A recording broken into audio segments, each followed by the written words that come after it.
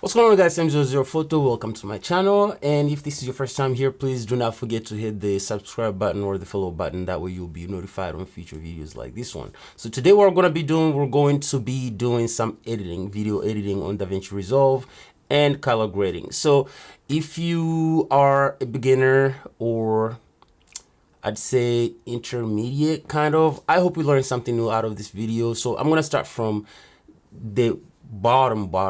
So if you've never done this and you're getting started, or you just started doing this and you don't know anything much about Davinci Resolve, so this video is for you. So before we go any further, let me just clarify something. So I'm going to be using my editing tab, and on top of that I have my DaVinci mini panel that I will be using. It just facilitates and makes things a little more practical and a little smoother, and we're screen recording at the same time. That way you guys can see what I'm doing. So without any further ado, let's go ahead and switch to the computer so you guys can see what we're doing.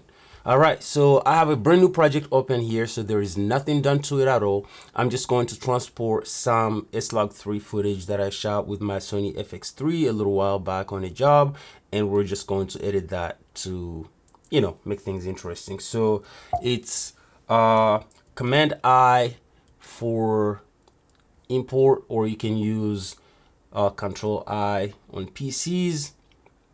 Now, this is the folder where I have my footage, and I'm just going to, let's go, this commercial that I filmed a little while back. We can use one of these files. So let me just find a file that's actually, yeah, we can use this. This is a pretty beautiful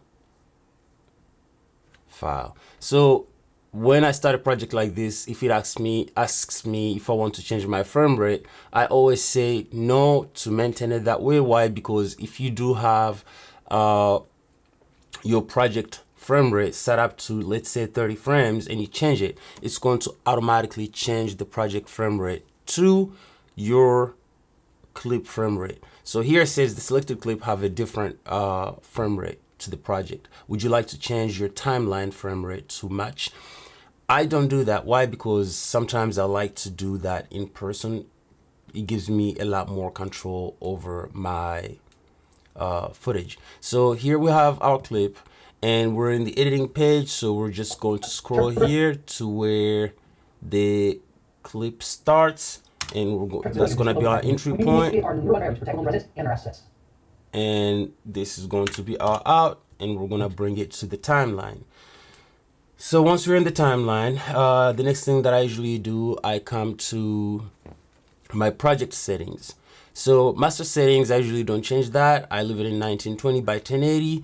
It just gives me the smoothest playback possible. So I go to my color management. This is S-Log3 footage. I like to leave it at Davinci RGB. However, if you want to change it to color manage, you can do that as well. It's a matter of preference. Color grading is basically an art. You change things and you make them work or look the way you like, based on your flavors and your client's flavor. So I like to leave mine at Davinci RGB. For my timeline color space, I like to change that to Davinci RGB color. So wide gamut, and we have to, it's right here, Davinci wide gamut intermediate. And for my output color space, I'm going to change that to Rec 709 alpha, since I'm editing on a Mac. So if you're editing on a Mac, and every single time you export your footage, you tend to get this bleached out, washed out footage, that's probably the reason why, is because you're not exporting properly. But your output color space, if you're editing on any Mac computer, it should always be Rec 709 alpha. If you're editing on a PC, then it's Rec 709 gamma 2.4 or 2.2 if you're posting on social media. So those are just basic things to keep in mind. Again, if you're posting on social media, is gamma Rec 709 Gamma 2.2.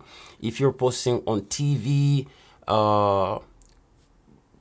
regular, I don't know, commercials on TV and everything else, you can just select Gamma 2.4 and you'll be good. Rec 709 Gamma 2.4 and you'll be just fine. So we're gonna hit save, and as you can see, nothing changes on the footage at all, and that's just fine. So now we're gonna go to our color. I'm not going to change anything on the clip here because this was pretty much self-explanatory. So we make it our #1 priority to protect Oklahoma's residents and their assets. Yeah, so this was shot, I shot the footage so I know exactly how it looks, and you know what was different and what was not, and what I might need or may need to change. So one thing that I always do just out of habit is when I bring footage on my timeline to my color page, I always right click on the footage and always add this into a new group. Reason being is because when you do this, it gives you a group pre-clip, which you can basically do assemble your clips, especially when you have different cameras. So if you put them in different groups, it saves a lot of memory on your computer instead of just putting every single power grid on the clip itself. So I do this, and then I do my main color tree, node tree on this group selection because it saves a lot of processing power on my computer. That's the main reason why. So in here, I'm going to start creating my node tree. So this is my first node, and I'm gonna create about 8 nodes, something like this.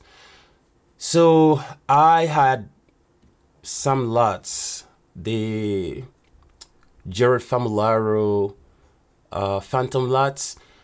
The thing is that they're not that expensive, but they're expensive. So I'm not gonna expect you to spend money buying lots. So what we're going to do, we're actually going to edit this with nothing but just CSTs, which is the color space transform. So on our first node, we're going to drag our color space transform, and you can do this whether you have the Davinci Studio or just the basic one.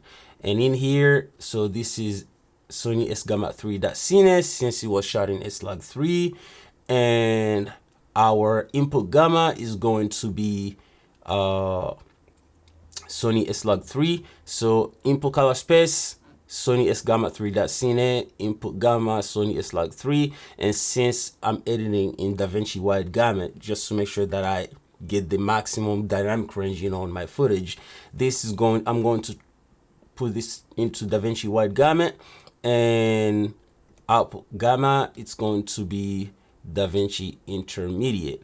And into my tone mapping method, I'm just going to select none so I can get the full expansion, so the software is not limiting my is not doing it for me and making it difficult for me to open my clip. So then I just hit copy. So I copy that grid, that CST, and put it on my last node. So in here, I'm just gonna go inside and just swap it. So now it's in Davinci Wide Gamut, Davinci Wide Intermediate, and this, we're just gonna take this to Rec 709.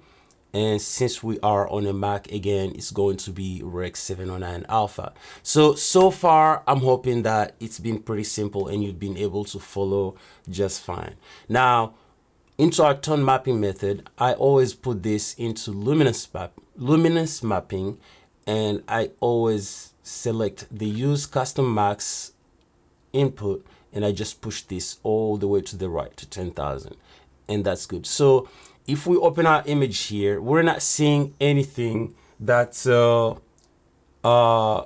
any crazy saturation values, so we're not gonna mess with that at all. We're just going to maintain it the way it is.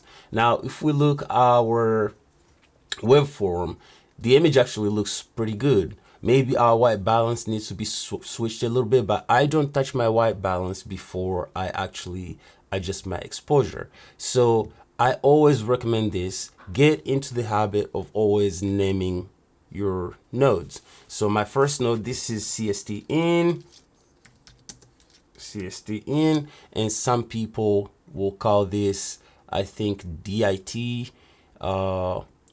and DIT out.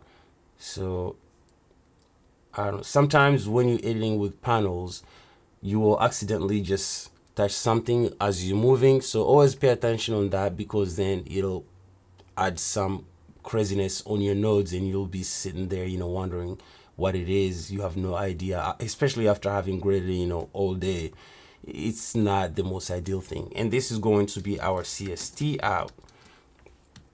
Now, my second node, I always use this as my denoise. Third node, this is going to be my exposure. Our fourth node, this is going to be our color density. And then right here we have our white balance. So for the white balance, I always just name it WB. And here, so this, I always use this as my saturation and my contrast. So I always make this a parallel node. This way I can basically have my contrast and saturation right next to each other, and it makes it a lot easier for me to make any changes on either one. So this is our contrast. Again, this is a parallel node. It's not a layer node, because if you were to make this a layer node without making things difficult, then your bottom layer would have priority over the top layer. And that's not what we want. We want this to have a pretty good balance. So this bottom layer is going to be our saturation.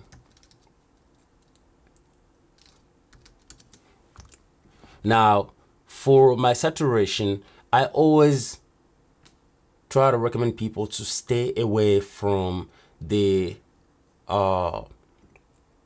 color wheels when you're adjusting your saturation. Why? Because it can give you some really nasty results. So the way I do my saturation, I always right click on that node, and then I go into color space. I change that into HSV. And then for channels, I deselect channel 1, and then I deselect channel 3. Now I only affect the channel 2, which should be, hopefully, give us the best results possible. Now let's go to our exposure. So in my exposure, I always change the gamma into linear. That way it's the closest to what our eyes actually see in real life. So while we're elevating that, we have to pay attention to our waveform to make sure that we're not pushing things too far or we're not pulling things too close. So, and in there, I always go to my curves, and in here, of course, I'm just going to use my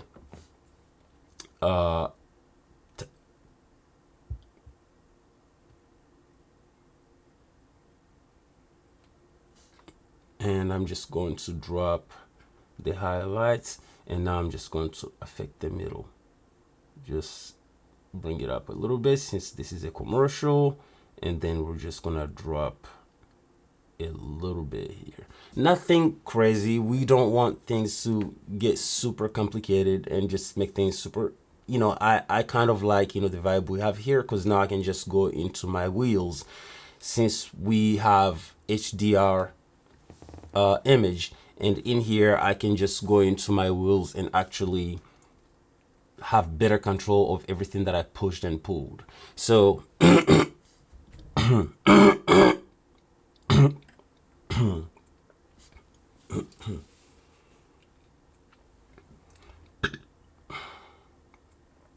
so in here now we're gonna pull our shadows a little bit in. As you can see, we're getting pretty good results. So when I do this, I like to bring the image into a full view. That way I can see the full image and what I'm doing. So I'm just gonna pull just a little bit, nothing crazy. And you always have to keep in mind also that once you go into your contrast and you add contrast, it's going to expand and open that image even wider. So always keep that in mind. So just because your picture doesn't look as refined right now don't let that alarm you too much, because again, we haven't even added contrast or saturation. This is just the beginning of the process. So now we're gonna open up, paying attention to our waveform. I'm going to go to my light, to my global, and I'm just gonna bring that, open it up. Here we have a lot of room to go. This is a commercial, so we don't have to worry too much about the image being too wide. So that's a pretty healthy opening. But now I'm gonna go back to my shadows and I'm gonna bring them in a little more. Just, you can see that expansion, the image is like opening super well, and it's making things a lot easier for us. Look at all that dynamic range. We've managed to actually, get all the details in that picture and make sure that we're maintaining all the quality and we're actually not losing any dynamic range at all.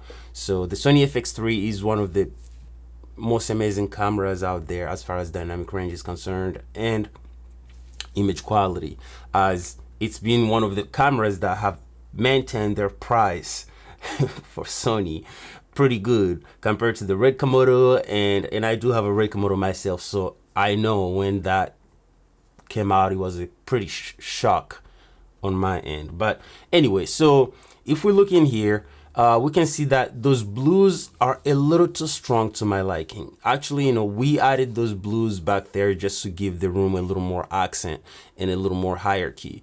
But I feel like they're a little too heavy. So what we're going to do in our color density, we're just going to change those blues a little bit, because I am pretty happy with the exposure we have in here right now.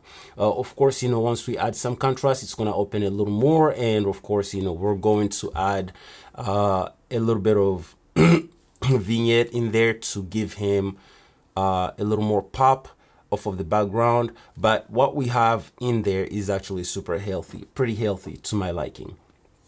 Now for the color density, we're gonna go in here, and if we go to blues, in here, I'm not doing anything that you guys cannot access off of the not unpaid version of Davinci Resolve. So, it's just going to, you see that? So we're just going to drag the blues just a little bit, nothing drastic that could affect our image as we move. So we just have to pay attention on what we're doing here and make sure that everything is sitting where we want it to sit. So as you can see, if we disable that, enable, disabled, enabled, disabled, enabled, you can see that it's actually matching the image a lot better compared to before, which is exactly what we want. We don't want anything to be overly saturated, that once we add saturation, it's just going to ruin the whole picture. So now we're gonna go to our white balance, and here we can adjust our white balance. So for the white balance, you can use chromatic adaptation, but I am not sure if that option is available for the free Davinci Resolve. So we're gonna do this the easiest way you could possibly adjust your white balance. So paying attention to your vector scope, what we're going to do, I'm just going to select offset here on my mini tablet, and I'm just going to drag this till it centers while paying attention to the image, making sure that nothing is actually too crazy or weird. So I think about right there, and also pay attention to your waveform, because as you're moving, it's going to show you how well your white balance is showing on the overall image. And with that, I'm actually pretty happy with what I'm seeing on the computer. So we can proceed to our contrast. Now pay attention when we add contrast. So I usually use the contrast in the HDR tab. Why? Because when we do it here, it's a lot more measured. It's a lot more refined compared to using the contrast on the color wheels. So let's go ahead and just go in full view here, just so you guys can see as I move this knob, and you can see how the image is popping. It's coming to life, and you can see and you have to be a little careful when you're doing this actually. So when you're adding this contract, make sure that you're not overly using it, because you can very easily overdo it. So I think right there is pretty good. I am really happy with that. And that's only 54, 1.054. So I'm happy with that. I don't need any more contrast. And now we can go to our saturation. So the saturation here gets a little tricky. Nothing complicated. Don't let it complicate. Don't let it scare you away. It's just, you just have to pay attention. Because again, when using the HSV also, you can very easily overdo it. So I go to my color wheels in here, and then I go to my color bars, and here we're just going to move the gain and the gamma. So when we do this, make sure your offset is not selected. Otherwise, if you're using a mini or micro or whatever kind of panel you're using. So in here, I'm just going to lift my greens. You can either hold it here and pull up, or just use this. When you're doing it this way, it's a lot more controlled than when you just pulling up. And here, the greens here, I'm just going to, so as you can see the image just opening. So here, I usually go for 2, nothing insanely crazy, because the more you put, the more it's gonna be, the harder it's gonna be for you to take away. So if I'm looking at my image right now, it looks super well balanced. You got the whites up here in the corner. Everything is super well white. This is white. Everything that's red is red. Everything that's supposed to be yellow is yellow. Orange is orange. So I am really satisfied with what I'm seeing here. Now, the thing we can do is just add some separation, you know, on our main character to the background. And the thing we have to pay attention here is because he's really close to the background. It's just the space was very small, and we wanted to maximize the space we had as much as possible. So now we can go to our clip, because now we're just gonna be doing things just for him, things that are just affecting him. And what I'm gonna do here, I'm just gonna add a little bit of glow to get us to that point. So what I'm gonna do, I'm just gonna create about 5 nodes down here. The first node I'm going to use is going to be I'm going to put a window. In that window, I'm just going to lower a little bit the exposure on this back wall right here, because I feel like it's, you know, it could look much better. So let's do that. I'm just gonna go to window, and I'm just gonna select a square and window on our tablet, and I'm just gonna bring it to the side and up, and then we're just gonna reduce the size a little bit. Just make sure it's not affecting our character's face at all. Bring it down right there. I'm pretty happy with that, and I'm just gonna rotate it a little bit just so it's kind of in line, and we're going to soften the heck out of it. That way we get the best possible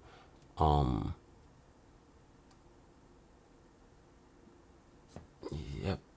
So, and then I'm just gonna hold this side and soften even more on this side. That way, whatever it is that's coming down, it just looks natural. So in here, the camera did not move, but I just like to get in the habit of tracking stuff. So I'm just gonna go to the tracker. I deselect 3D rotation, and I keep the zoom, I keep the tilt, and I keep the pan. And in here, I'm just going to go ahead and track forward and backward, and boom. So we have a pretty good tracker, as you can see. If I move my everything is staying in place. So that's pretty good. And in here, I'm gonna name this, I'm just gonna label it wall art exposure.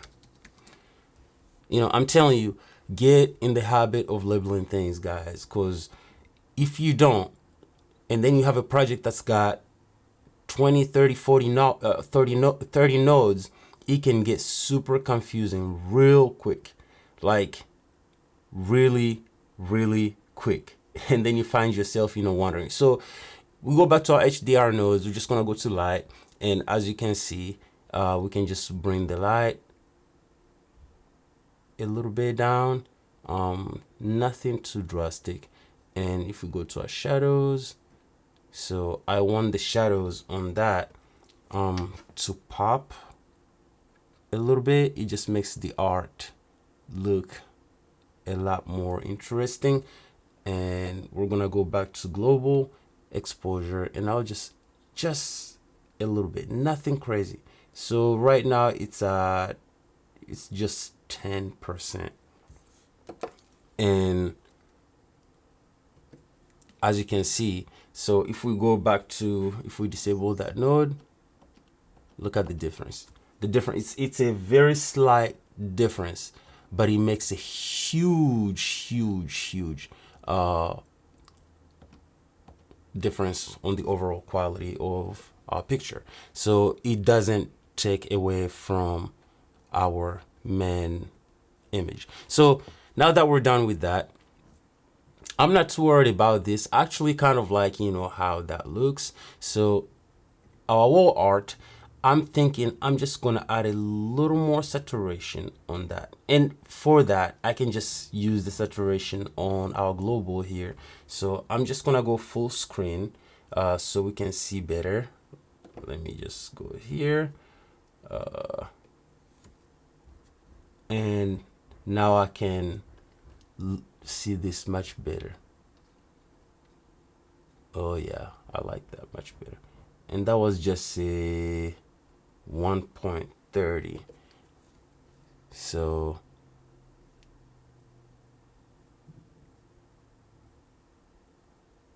you can see how much difference it's made just with the little bit of changes that we've added to it. I'm telling you guys, it's all about those tiny little changes that makes a difference on your picture. It's not drastic, huge changes that you put into it, because the more changes you make, the more complicated your image looks. I'm not going to change anything down here because we still have details down here.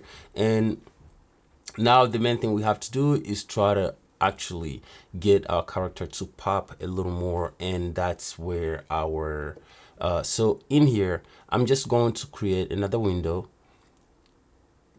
and that's going to be right here, just to kind of bring him a little more out of that background, just a little bit, nothing crazy. And again, I'm just going to add a heck ton of softness on this, like crazy. I love softness.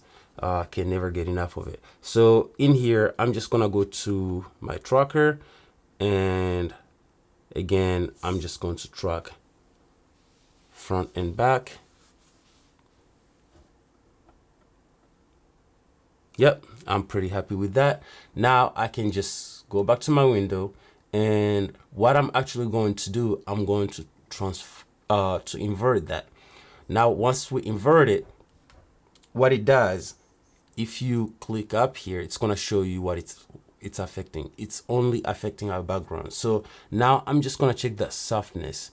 If I bring it in, so we see what it's going to affect, and it's going to affect our overall background. So what I'm going to do, I'm just going to reduce the light on that background just a tad bit. Nothing crazy. And as you can see, as we're going down, it's just, I'm just gonna go by one step and see how we're looking. And by one step, it seems like everything seems very well in place. And so if we go full screen, let's disable it. Look at that. Just it gives us like a little bit of vignetting, but that vignetting is actually taking away the shine from the fireplace and all that, and it's actually giving us a really nice. So now we're going to take that very same node and we're going to create a node outside of that. So let's do this. We're going to right click that and we're going to go to add node, and it's going to be add outside. So now we have an outside node on that clip. And what we're going to do, we're going to do the opposite of what we did initially over there. So if we click our node, you can see what it's affecting exactly. So here we're just going to bring the light a little bit up, just a little bit, nothing crazy. And we don't need that highlight. So if we go full view, we disable it and enable, you can see the difference is like very, very subtle, which I like it that way. And now the next thing we can do is we're going to add our glow effect, just to kind of, you know, give it a little more pop so the image is not just dull. So we can either, you know, look for it this way, or you can actually just type it and search it, whichever way is easier for you. So in here, once we get to the glow effect, I always go down to the composite type and I change this to soft light, and then I go to the shine threshold, I bring that all the way down, and then I just control the spread. So we can bring this up, go to effect. That's, guys, I'm telling you, having a tablet where you can actually, you know, edit everything is a blessing, because, you know, you can actually open your image wide and you don't need to see everything, the knobs and whatnot, but you can, it's giving you the possibility of actually editing your image and seeing things, and you can even bring it to full view and still have all of your effects to the side. That way you know exactly what you're moving up and down. So for my spread, I can just go in here and just, it's a very subtle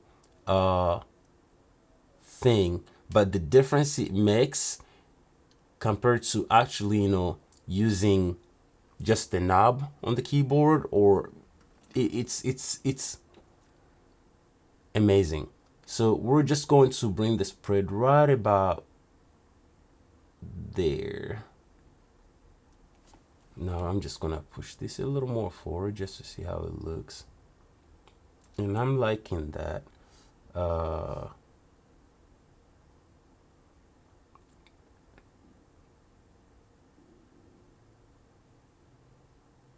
Just about 42.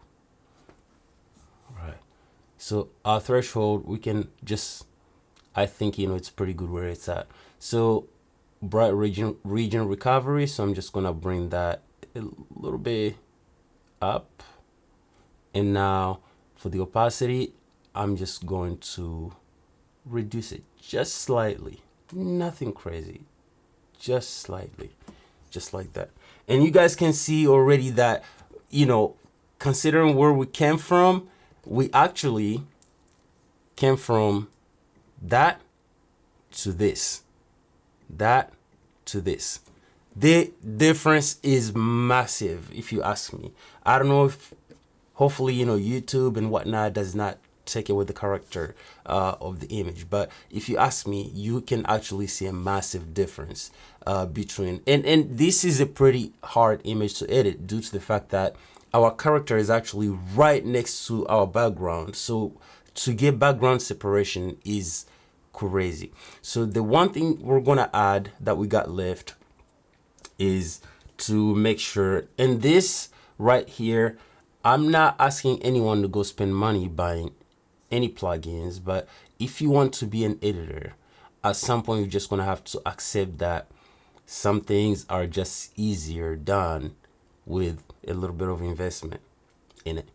I'm assuming if you do have Davinci Resolve Studio, a 50, 60, or $100 plugin is not that expensive for you, hopefully. So now we're just gonna add a DCTL. This is by Quasi. I follow this guy on YouTube and he's amazing and he makes some amazing plugins. So in here, I'm just gonna select skin and just select this and look already what it does. And the good thing about this DCTL is that it gives you the capability of editing even 8-bit footage without having your skins and everything, your image breakdown, which is amazing.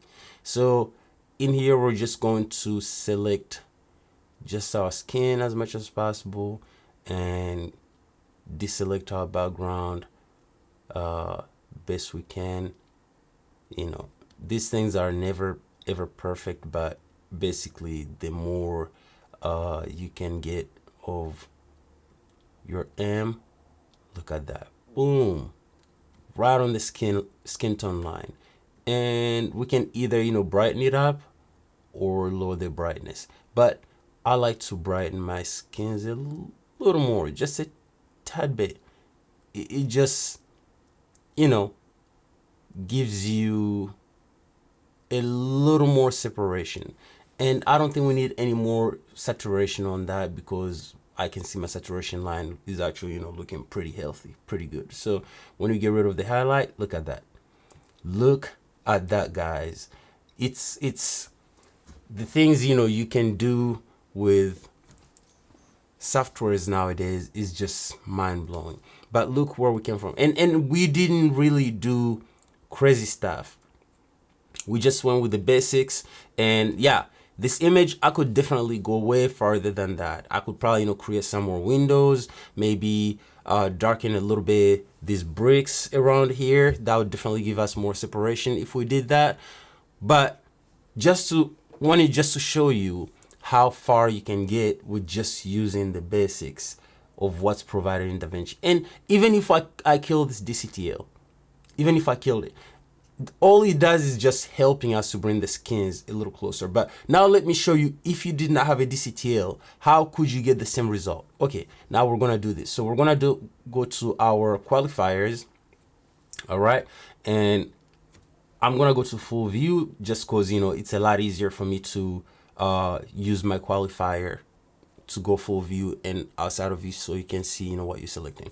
But you don't have to go full view if you do not have a mini tablet. So we're just going to figure out our center. So we're trying to select skin tones. Skin tones are usually between right here and here usually. So once you know where you are, so I'm just going to select a little portion of his skin, and now I'm just going to highlight that, and I'm going to use the width, so make it a little tight, right about there. And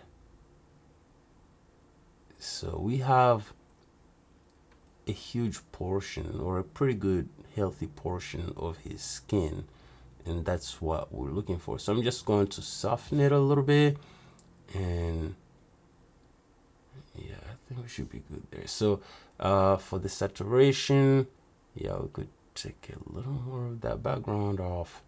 And now just soften it a little bit, maybe just a tad bit. And for our luminance, right there.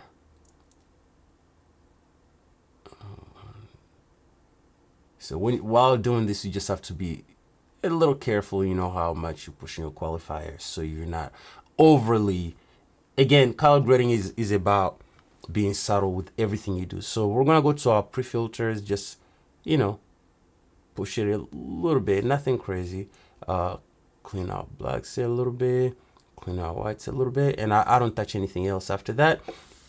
And in here, I'm just going to denoise, add a little bit of denoise, just a little bit, nothing crazy. So now we can actually go to our color wheels and go to the wheels. So just select your offset if you're using a tablet. If you're not, just go ahead and grab your mouse and just move your skins to right there. See how easy that was? Amazing. Amazing. So we can just deselect the highlights. Now if we disable that, look, you can see the difference on his skins, you know, going from really red to actually, you know, looking well balanced. And that's what we're looking for. So this is the end of the video. If you do have comments down there, if you like the video, please go ahead and give us a like, hit the subscribe button and the follow button. That way you'll be notified on future videos to come. If you have any questions, do not hesitate to ask them down there. I'll be more than happy to address that. And until next time, thank you for tuning in and thank you for watching.